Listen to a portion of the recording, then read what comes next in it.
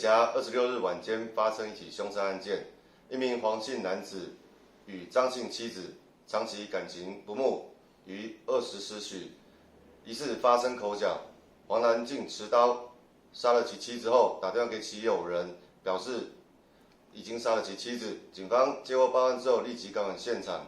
发现大门深锁，破门而入之后，发现两人均倒卧于血泊当中。